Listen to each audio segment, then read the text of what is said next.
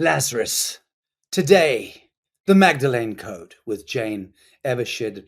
What if everything you've been told about Mary Magdalene is a lie? What if truth, buried beneath layers of doctrine, historical distortion, and carefully curated narratives, reveals an entirely different story?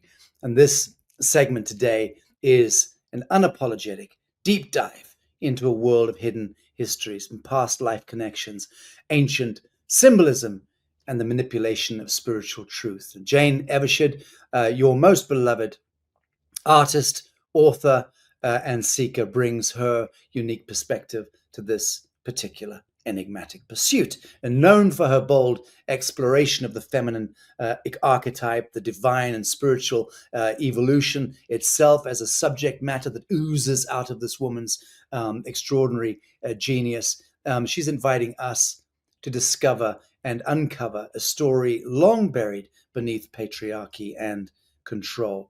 And through her Substack series, Magdalene Speaks, she intertwines historical critique with spiritual insight, drawing from her personal revelations and past life regressions. And so this is a tale of deception, divinity, and the search for the sacred feminine suppressed by systems that thrive on domination. And together, we're going to challenge timelines, question sacred texts, and peel back the layers of a matrix purposefully designed to disconnect us from our divine nature. Here, Mary Magdalene emerges as more than just a misunderstood disciple. She is the embodiment of Ascension, the bridge between Christ consciousness and humanity's spiritual evolution. Aho to that and those noble words, Christy. I'm just acknowledging my producer here for her prompts and notes. Jane Evershed, my darling, welcome. Very nice to be here, Sasha. So you're supposed to say a bit more than that, whilst I then divert my gaze to the notes and collect myself in readiness for the first question. I'm really excited to talk about Mary Magdalene today because I feel like I've discovered something that possibly no one else has ever discovered about her and her true purpose as to why she was here walking around on planet Earth when she was, with Christ right by her side. Beautiful. I'm hearing some tinkering of glasses in the background. The dog is drinking some water. Oh, that's fine. Dogs are permitted. Cats are permitted. Sheep are permitted. Don't worry about that. All right. No, on revealing Mary Magdalene through past life regression, how did your past life regressions and ancestral connections lead you to these stunning revelations about Mary Magdalene? And what did these regressions uncover about her true nature? Okay, well, first of all, one of the main past life regressions that I did reveal that I was burnt at the stake, like many of us were. I'm not the only one. So I really feel qualified to air my findings, as I feel I literally had burnt skin in the game in a past life. Also, my ancestry can be traced back to France from England. Well, from France to England, because I once had the de in front of my name, like de Evershed. And then I also found a Sir John Evershed, who was a knight of the Round Table among my relatives. And then also I was an impressionist artist in my most recent life, Mary Cassatt, with whom I share the same birthday. And I believe I met one of these people in this story in that past life. Well, I have to say, I think you should reassume or readopt the de Evershed. I think that has a certain grandeur to it. What do you think? Well, yes, it does. But how about this grandeur? Somebody suggested that I might have been Mary Magdalene in a past life, but I didn't believe it for a second, Sasha. Don't worry. But I do feel very close to her. I feel connected to her, But isn't that the point? Isn't that the point that these divine archetypes, these super luminal archetypes that cosmic cloud intelligences, in a sense, that they do suffuse every aspect of our being, and we can get and should become increasingly intoxicated in them, in the Christ consciousness, to be sure. But don't you? I mean, I'm suggesting that aspect of the Magdalene is in every man. I would Need say for, absolutely, as much as is the Christ consciousness. right, and to some extent, when you get these again archetypal figures, historical archetypal figures, the Napoleon Bonapartes, the Alexander the Greats, the Queen of Sheba's, the Cleopatras, and so on. That to some great extent, I believe that those kinds of um, historical, iconic historical figures are an aspect of the Godhead, those archetypes incarnate, and that to some great extent, when they die and move into the dissolution state in the realm of the archetypes, those aspects also meet with all of us. Because I genuinely feel that I have all of those archetypes in me. You know, there's a, I think a very, I think it's a very commonsensical reason why a lot of people feel that they were Cleopatra in a past lifetime or Alexander the Great. And I've met 25 Alexander the Greats who are absolutely convinced that they were. And indeed they probably were, because it's almost as though in the hive consciousness we slipstream into those archetypal narratives and passages through time. And we do own part of that expression. What do you think about that? I think that they had such a vast energy signature that it seeps into the morphogenetic field. And whatever we're drawn to, we pick up these vibes and take them into ourselves, and they reveal truths in turn that help us to move forward in an evolutionary way. Yeah, very good, very good. So, in as it relates to suppression of Mary Magdalene's true role, were the official narratives about Mary Magdalene deliberately altered to suppress her true role in humanity's spiritual evolution? If she wasn't merely a random whore from whom Christ exorcised demons, who was she? And who were the benevolent advocates acting on behalf of the angelic humans that sent her here? Well, yes, absolutely. Mary's true role in humanity's spiritual evolution was absolutely 100% desecrated. If you could keep that slide up a little while, we've got to talk about these people in this slide. First of all, art gets hold of it in the 1400s. Donatella created that sculpture of Mary Magdalene on the left, and you can see how ugly it is. And then we go to the Roman Catholic death cult presenting Mary Magdalene's so-called skull, which they wouldn't tell you the date of. It's never been checked, encased in their gaudy gold shrine type thing in St. Barm in France. And then we go to the Muslim faith, and she doesn't even exist. She's just not even mentioned at all in the Quran or the Hadiths. And whenever we see Mary Magdalene, she always seems to be groveling at Christ's feet in some way so that they can perpetuate that myth that she was lesser than Christ. And this was all done for a reason, so that we would never elevate her. But now the time has come for her elevation to absolutely be exposed as to exactly who she was.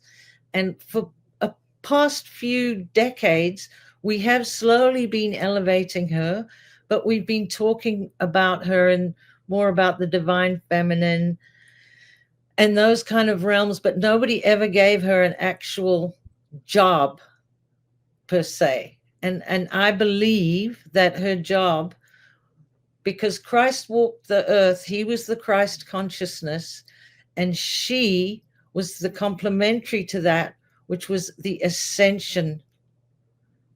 She is the Magdala ascension consciousness. And the church knew that without that, it's all very fine and dandy to go wandering around the earth in your Christ consciousness. But if you couldn't ascend, it did you no good. Right, makes absolute sense to me. The church's efforts to erase, what's that slide there? Well, this I had to put in because it drives home the point. Like, I would like a lot of men to see this as well. if they see the mother and the daughter and the Holy Ghost, it kind of jars you into realizing what women see when they look at the patriarchal trinity of the Father, the Son, and the Holy Ghost. Yeah, very good. Love that. So the church's efforts to erase Mary Magdalene's legacy, what extreme measures did the Roman Catholic Church take to erase Mary Magdalene's legacy, and how do the prehistoric cave paintings of France connect to the historical manipulation of humanity's downward spiral? Okay, well, that's a huge topic. I'd have to cover the whole history of the cave paintings, but I can just break it down. It's in detail in my Substack, I'll just say here. But first, the Roman Catholic Church solicited the work of Darwin, the theory of evolution, in 1859 to help them. Then they sent their priests out to begin discovering cave art. That was Altamira was the first one in 1876. So you can see how these are lining up in time as proof that our ancestors were primates. And basically, the Catholic Church just wanted the angelic humans to think that they were a few notches up from apes so that they would embrace materialism as progress.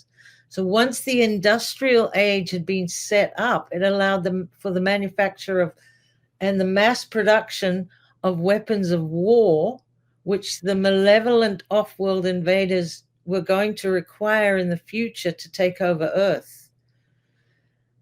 And where these caves were discovered in the south of France, the whole region was just rife with the stench of death and blood from about 500,000. Well, I've heard up to 1 million actually Cathars murdered at the behest of the papacy, which began during the Albigensian Crusades around the 1200s, very early 1209 to 1229. And these Cathars were massacred in a prolonged and brutal persecution that was perpetuated upon them for nearly 2 decades. So these people had been the followers of the true Christian traditions, and they absolutely bore no resemblance to the religion that we know of today. And they knew of their true galactic history and science before it was so distorted by the Roman Catholic Church and became weaponized in favor of these earth invaders. And so in France, it was called Montségur, and that was an ascension passage to the highest stargate in the Cathara grid, or what you would call the map of the heavens. So just to show you how important Montségur is, just have a look at this, because I'm sure that the Catholic Church was very aware of the Stargate 12 portal at Montségur Castle, where these Cathars were said to be protecting the Holy Grail. And originally, each tribe of humans were given one CDT plate, the Cloister Duratura plates, with the pre-ancient information on it. And each tribe was given one to protect. And the Cathars were in possession of one of these CDT plates. So they also had a type of technology as well that was called a signet plate. And this plate was not only able to open Stargate 12, which was at Montségur, but the mere possession of just one signet plate could locate all the other signet plates, which in turn would open up all the other Stargates. So that would be like having the keys to the universe. So this is why I'm thinking that the Roman Catholic Church was so fierce in their apprehension of the Cathars, because they were probably looking for these plates and these keys to open the Stargate 12, which is the highest dimension in this area. So you've opened the subject of the CDT plates, which I'm delighted about. So let's just go down that go down that little and very enigmatic corridor for a moment. What is the connection in your understanding of these CDT plates? Number one, the CDT plates are a technology. an algorithm, a technology, a map, a navigation tool? What exactly are the CDT plates to your understanding? Well, I wouldn't know how to open one, but apparently they were a gift from Sirius B to humanity 250,000 years ago. And certain people knew how they I forgot what they're celluloid or something. I forget what they're made of exactly. But each there were 12 tribes, and each tribe was given one CDT plate. And this was our information and our knowledge that the Catholic Church wanted to get hold of, to distort so that they could control us. And it stands for Cloister Dira Torah, Dora Tira. That's what it stands for. And it was the 12 tribes, black, yellow, red, brown, white, all over the world. We all had one. And those were the first 12 legions. And where religion comes from is the legion, the religion, when they took it over. And what's the connection also between the CDT plates, the massacre of the Cathars? Tie that into the Essenes at the genesis point of our popular religions, and the Temple of Solomon being erected or rebuilt by the House of Rothschild in Israel today. Well, it's all connected because it's all our pre-ancient history, and people who can get access to it can use that information to distort it, invert it, and destroy it, so that we never get to use this information again. But it's surfacing again now with the work of Ashiana Dean, who wrote the Voyager books, because she started studying under the Aeoni priests of at the age of 7. And she is a completely enlightened being sent to Earth as a speaker for humanity. I would say very much on the level of a Mary Magdalene. I believe that Mary Magdalene wasn't even herself a disciple of Jesus. I believe she was one of those women, one of those people sent to Earth on a specific mission by the Interdimensional Association of Free Worlds. And under them comes the Guardian Alliance, not to be confused with the Galactic Federation, because, and then under them you have these Ioni priests of whose agenda is it's for enlightenment for all angelic humans since the pre-ancient past. So that's who. I've never thought that Mary Magdalene was a disciple of Christ. She was her absolute own woman. Okay, well, bloody good thing we're not in the Inquisition, because you'd be burnt at the stake by dawn for that. But hey, here we are. And whilst we're speaking about the shifting sands of time, incidentally, I love what you just said about the Interdimensional Association of Free Worlds. Not heard that before, but absolutely love that. And can you elaborate slightly on that? Well, they're supposed to be the guardians of pure consciousness of what they call the unici, which is everything, all that is. And they're huge, and they probably look out for about 25 million different galaxies. And then under them, of course, you have the Guardian Alliance, which is an interdimensional association of free world representative. And then after that, you have these Aeoni priests when it gets all the way down to Earth with their agenda of enlightenment for us, the angelic human beings. But we're never told that, when you're growing up in school, nobody says, hey, you know what, these Aeoni priests of Earth, they got your back. We've never hear a whisper about our galactic history. And when you start finding out about it, and lately it's snowballing, and Yes. people are getting so excited about these discoveries and finding out about it. Yeah, and that's because that's very much codified into Revelation, is it not? That is the slipping away of the mask of ages, and revealing those hyperdimensional truths. The fact is, we're never alone. Never were, cannot be alone in this universe. We're each of us, no matter how lowly, stricken we may be, each of us have a legion of angelics um, immediately in our vicinity, and I think that that's a powerful thing. And I agree that as people awaken to these higher truths, and that sense of excitement is very much lifting, and it is connected to the morphogenetic upshift. How could Mary Magdalene precede the establishment of the Cathars in France, and still influence their teachings in the 11th century AD? And how does this align with the traditional timeline, so to speak, of Christ's life?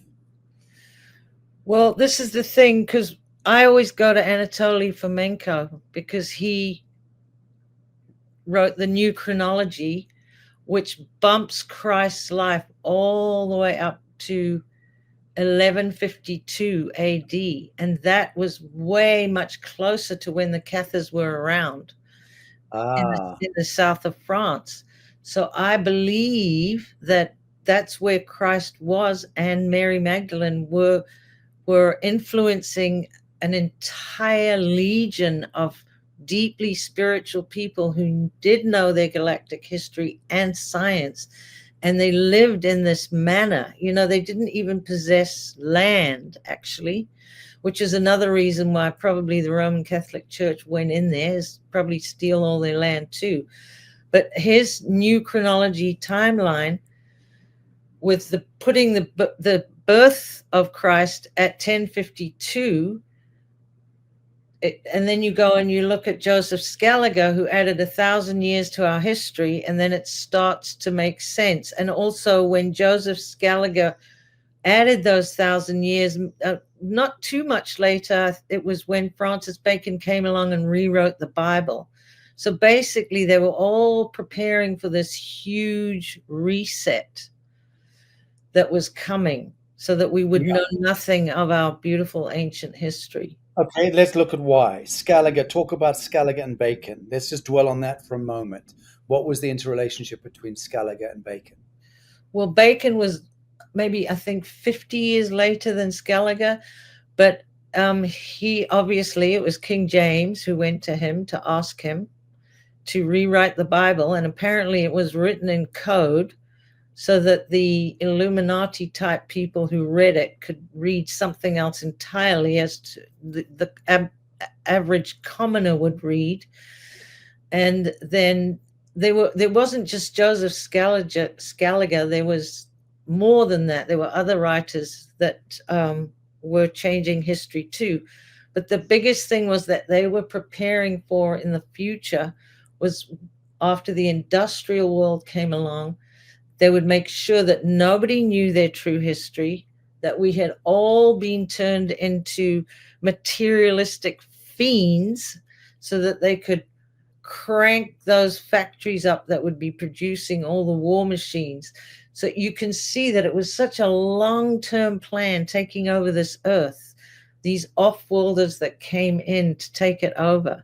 And while I'm on the subject of these earth invaders or parasites or fallen angels or whatever it is you want to call it, I want to address this point where so many women are so angry with men for what they've done to this earth and this patriarchal system. And I believe that their anger is misdirected, because I believe that their true enemy is these invaders and not the angelic human men by their side. So they need to be relieved of that guilt and burden that they carry. Well, that would be a very fine thing.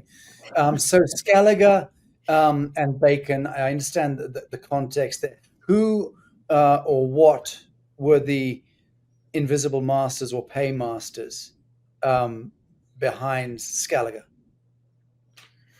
Well, during the Renaissance, it was the popes. For definitely, they were organizing all the censoring and burning of books, and then they were replacing it. They were establishing academia for the, going up and hundreds of years into the future, establishing the groundwork for that, as I've said many times before, with the exclusion of all indigenous peoples, because anyone who was closer to the earth, they were out.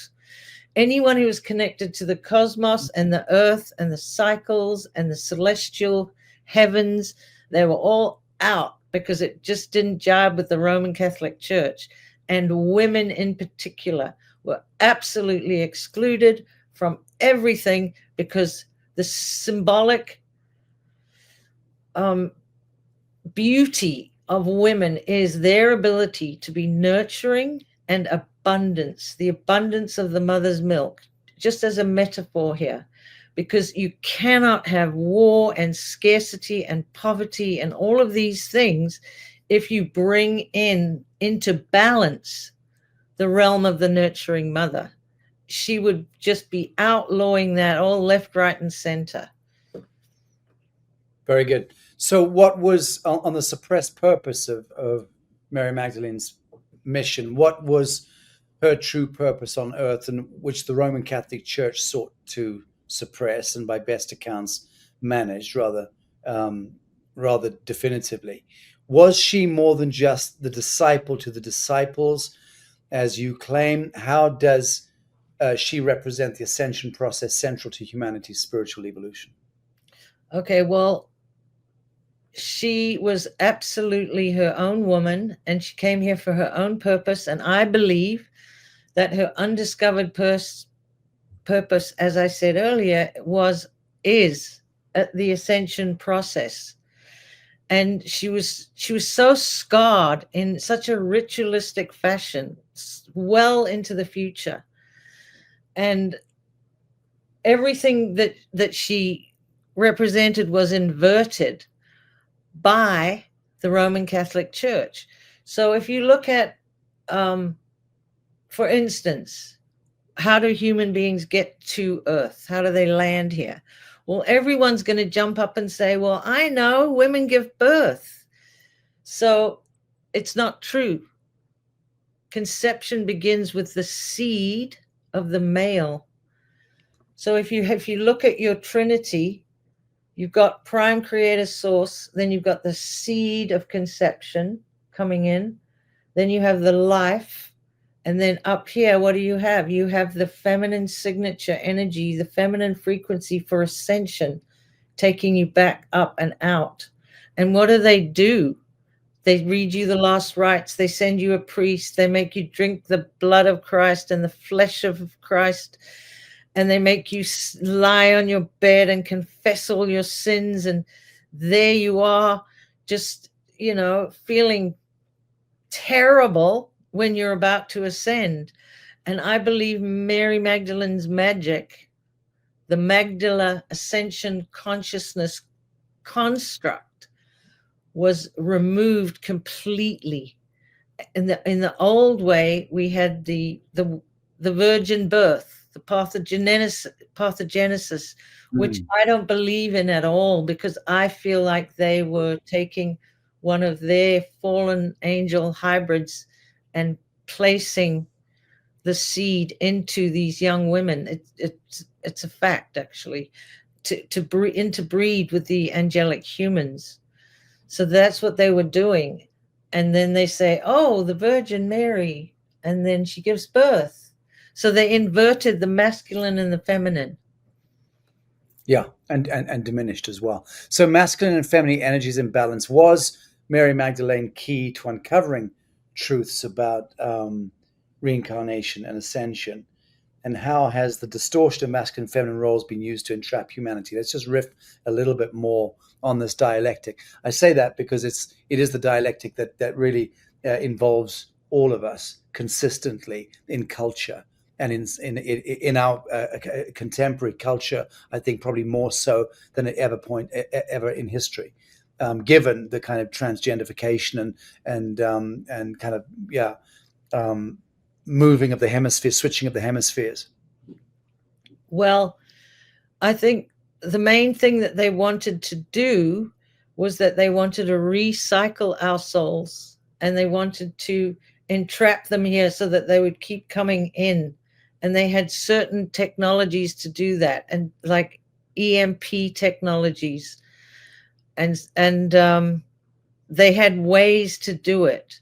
And so if you were in a certain situation and you were dying, they could interfere with your consciousness so that you would come back. And I think Mary Magdalene knew this, and I think she was able to assist and teach people how to bypass that soul trap, to move on into higher and higher dimensions so that they could spiritually evolve. Because everything on this planet, in this material world, if you come back here, it's death. If you manage to get higher and away from this three-dimensional plane, that is ascension. And I believe death is actually meant to be ascension, and ascension is transition. Yeah. I mean, Dave Emery speaks about Akhenaten as well, in his time, his age, having tapped into the technology of ascension, so to speak, and by best accounts, using the Great Pyramid in Egypt as a means by which hundreds of thousands, I can't remember the number, I think it was a couple of 100,000 souls, were able to bypass and move fully into the ascension process while still in manifest form, material form, and until the invisible masters discovered that, and that was closed down. But yeah, what is your consideration there of Akhenaten in that context in his time? You talk about the Magdalene being on it, and sussing it out. But what is your sense of Akhenaten in the same context? What period was that, Akhenaten? I have no idea, but it must have been 2000, between 2 and 4,000 BC, as we understand it. Well, I'm sure throughout time there were many ways that people figured out how to get around the ascension process, and it looked like there has been many trapped souls going way back millions of years. I know when Tara was hit and exploded, many souls were trapped, and they had to come back later and free those angelic human souls. So I'm sure throughout time, I don't think Akhenaten is a particularly important, isolated example of that. I think it's been going on and on throughout time, where the angelic humans are trapped, their souls are trapped, or they're being held in stasis in some place or other. And now what it's coming down to is we're not looking for any outside rescue. We know that it's up to us to know this information and know for ourselves. The most important thing is how to ascend out of here. Yeah. Okay, very good. So I've just looked at Akhenaten died in 1334 BC. So that's, yeah. What's that? Two and a half thousand years, 3,500 years ago. And Yeah. in the grand scheme of galactic history, that's just a tiny little drop, because we go back millions, billions of years. Years. Yeah. Yeah. Yeah. Indeed. Indeed. Okay. Very good. So, the mystery of Mary Magdalene's final resting place.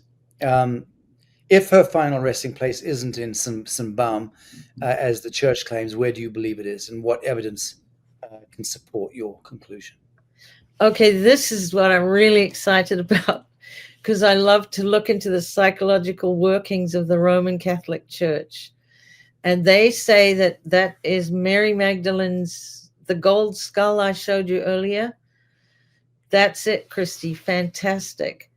They say that that was her last resting place on the left-hand side there. Those tall, windy cliffs on the coast of France, way too steep if that's her last resting place. Poor little old lady trying to climb all the way up there every day, up and down. And it's just too, it's too, what was that place where they they built to the heavens so that nobody could speak anymore. Tower of Babel. Yeah. It's, as if she's reaching to the heavens. It's so masculine. And that church itself is the Basilica of Saint Maxime is just an ugly church. Everything Yeah. about it says to me, no, she can't be here. And so what I found was, in a place called Abri de la Madeleine. So what is in a name? Well, if you translate it exactly, it translates to Magdalene. Madeline translates to Magdalene. Mm. And Abri de Madeleine means the shelter or refuge of Mary Magdalene. So I first found that, and I looked at it and I just thought, wow, that is the cutest little church ever in the whole world. It's got a little river running through. The weather there is much more clement, and it's way more feminine than the cliffs of St. Barbe screaming Roman Catholic Church at us. And then, lo and behold, I found a skeleton in France, and I went deep into it, never realizing what I'm going to tell you in a second is that this skeleton was found 4 miles away from Abri de la Madeleine, with the horse motif over the grave, which is a symbol of resurrection. And the thing about this skeleton, because you'd say, well, oh, it's an old skeleton, what are the chances of that being Mary Magdalene? Well, the chances are so great because of all the shady things that happened up until that skeleton was received by Henry Field of the Chicago Field Museum. So when they first found it, they said it was a male skeleton. And if you look at a male and a female skeleton, you see right away if it's a female because of the pelvic bone. So first of all, they said that. Then they said, oh, no, it's a woman, a young woman. Then somehow or another, it got soaked in a substance, a chemical substance called ambroid, which made the bones seem so much newer than they were possibly. It ruined the whole dating system to date this this skeleton. And then when it was found in that fetal position, but when Henry Field displayed it at his museum, he displayed it with her legs wide open. And all through the Roman Catholic Church, we know that they called her a whore. It was Pope Gregory I, I believe, about 2,500 years ago, however long it was ago, that was the first one that called her a whore. And ever since then, the church has kept and stuck with this. So I've been looking for the connecting themes of anything that connotes to Mary Magdalene and whore. And one of those things is the Mary Magdalene shelters that started up in order to ritualistically keep that lie about Mary Magdalene alive, because these wayward women would come to these shelters. And at my estimation, there was about 500 of them from Ireland, all over Europe. And these shelters were, of course, sold as help for women, but they were trafficking babies out the back door in the name of Mary Magdalene. That they were working these women like slaves. They sent them off to lands where these colonialists were establishing footholds in order to breed with them, and they used them in the name of Mary Magdalene so that this ritualistic destruction and degradation of Mary Magdalene would continue all through time. They had to do it because she is so powerful, and she was so powerful when she was alive, that they had to do that in order to save themselves for their own safety, because her knowledge and information was so powerful when it was conjoined with the Christ consciousness information. So anyway, this skeleton, going back to the skeleton, it was displayed with its legs splayed, and also a huge sum of money was asked for it from the owner of the land where it was found, but it was denied until eventually they got him his price down, and they went there with the cash and a piece of paper to have him sign it.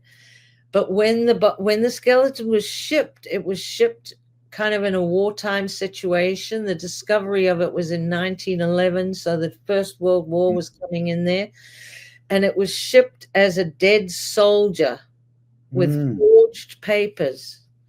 So all of this stuff surrounding the skeleton, it just gets more and more suspicious. And even the site where they originally found the skeleton was called the White Handkerchief Site. And why would they call it that? Well, that takes me to Othello and the wife who betrayed her husband. And you just see this ongoing signature of betrayal and waywardness in women. And that's the whole motif of whore connected to Mary Magdalene. And we know these Illuminati Jesuit henchmen always use these codes when they speak amongst each other. Beautiful, very succinct. So, in approaching the wind up here, lessons from Magdalene's journey. What does Mary Magdalene's story teach us foundationally about the suppression and its counterpoint, the Renaissance or the resurgence of feminine frequency, the so-called divine feminine, and how can her legacy inspire both spiritual and societal transformations today? Okay, well, spiritually speaking, have you seen the diagrams of the pineal gland and how the special oil comes in from the pineal gland and goes down the spine and comes up, and it's called this sacred spiritual, or the oil of anointing? Have you seen those diagrams where it's all connected to our human body? Yeah. Well, what I want to say here spiritually is that when the pineal and the pituitary, they actually work together in that process, and the pineal is a golden honey type substance from the pineal, which is masculine, and from the pituitary comes the feminine energy, which is a milky substance. This is your land of milk and honey. And that goes down the spinal cord and down to the tailbone. A seed is born, and then it comes up and ascends. And so I believe this is the perfect metaphor spiritually for the equal balance of the masculine and feminine, the Christ consciousness and the ascension consciousness of Mary Magdalene when it comes back up there. And that is called, when that happens, it's actually called the Ark of the Covenant. So that just shows perfectly how Mary is connected to ascension. And it also reveals, too, in the pituitary gland, we know is connected to our hormones.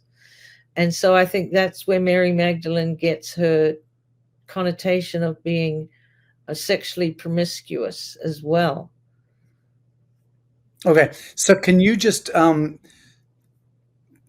parenthesize or distill down again in very critical summary the life and times of the man from Nazareth and Mary Magdalene? If you can summarize the actual engagement between these two archetypal historical figures, and then once you've done that, I want to understand why two people plodding around the face of the earth in sandals between the Levant and southern Spain, France, why the fuck should that be significant thousands of years later? Well, it wasn't thousands of years later. It was much more recent. Okay, Because call it 1,000 years later. it was very close to the time that Henri Breuil, the priests and all the Marists and everyone jumped up and started running around France and finding all the cave art, because they needed to quash that forever from that land. And another thing, in those caves, you find little children's handprints, and they've looked at it and they've seen mostly women's handprints sprayed on the walls, and many of the fingers missing. So they really, really did a number on, and we do have to know that it was much more recent than thousands and thousands of years ago. And Breuil himself went into these caves and scribbled the drawings on pieces of paper and sent them out far and wide to all the schools as textbooks, so that we would all grow up believing that we were apes and came from caves, or lived in caves, which that nobody ever lived in the caves, actually, because these were people who roamed the earth. They never lived in the caves. So what I'm saying is, it is very important to know that it was much more recent, and that 1,000 years that were added was to make us think it was way back then, and we would never be able to figure it out. And now we know today. I've heard stories that Mary Magdalene was in Egypt. I believe Christ was in Egypt. I believe they were together a lot more than we're told. I believe that they traveled together. There's this big story that they were all thrown in a boat. Yeah, here, this is where they had children. And their lineage persists today, which is another thing, another reason they say it's way, way, way in the past, because you don't even know what happened to these people and this family and their lineage, but we do know. But there is a story where they said that the three Marys and Lazarus, incidentally, were all thrown in a boat, because the Romans would have been slaughtered if they'd killed them all publicly. And they were sent off in a boat from Alexandria, Egypt, and they traveled 1,800 miles adrift in a boat with no oars, no sails, and they landed in Saint Marie, somewhere that's called the Three Marys Bay in English, which is very close to St. Balm. But if you look at a map, you can see that this is absolutely impossible, and that they probably traveled together overland around to France and decided to settle there. And in fact, you do hear in the ancient history, our galactic history, that Jesus and Mary were helped to go and take cover in France because the Romans were after them. And they even go as far as to say the name of a man who was crucified in the place of Christ, Arahabi, in order to, for some reason or other, he agreed to do this for his own good.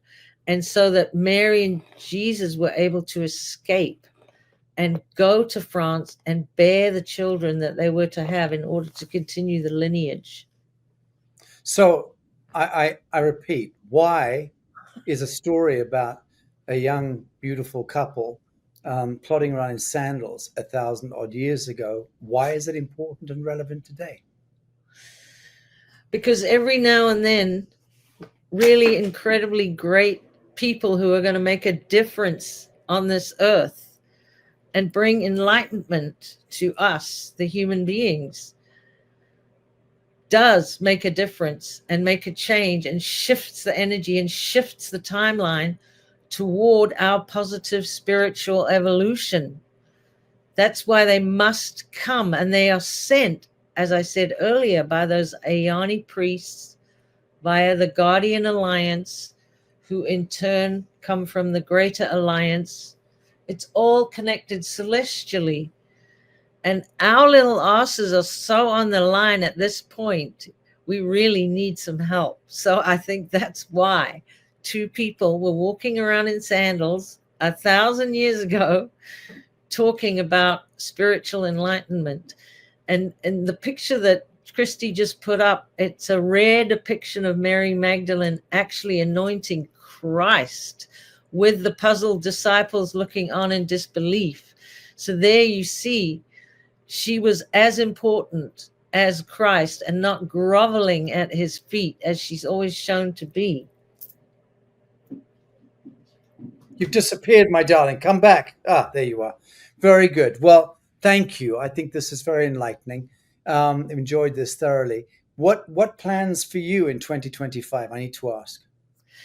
Oh, I'm all so up in the air right now. My daughter's about to hire a private jet for us to all fly to Costa Rica, because the only way you can take our dogs without putting them in the cargo is to fly with them on a jet. Very good. But I don't know if I can risk just dropping everything here and jumping on a plane and going to live in Costa Rica, Sasha. I don't know. You tell me. Do you think my work is important enough to stick to it and stay here and make sure I do Yes, it? yes, yes, I do, and I think it would be entirely regrettable if you did disappear into the Costa Rican jungles.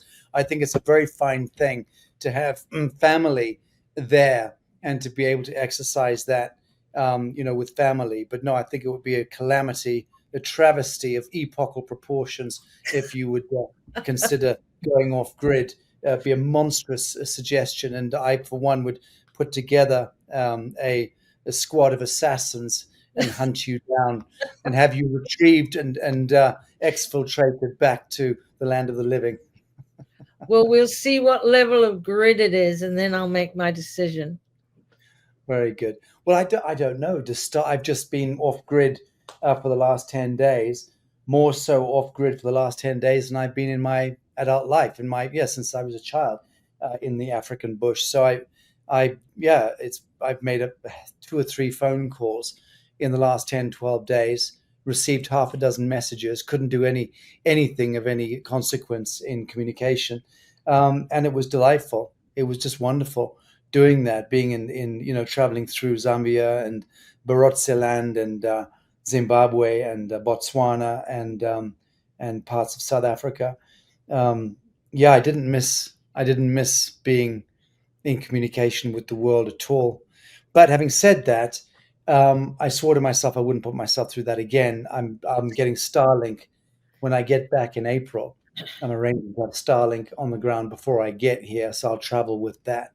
It's just too difficult for Christy, Lazarus, the work I'm kind of obligated to fulfill. I can't go off grid for longer than 3, 4 days, or it creates a dominoes Yeah. a build which crushes me later. So Starlink, yes, I'm very pro Starlink roundabout now. Well, that's what I want to get when I go to Costa Rica. But I really enjoyed talking to you today, Sasha, as I always do. It's such a pleasure. So thank you Likewise. for inviting me.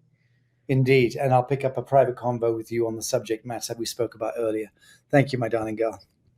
Bye.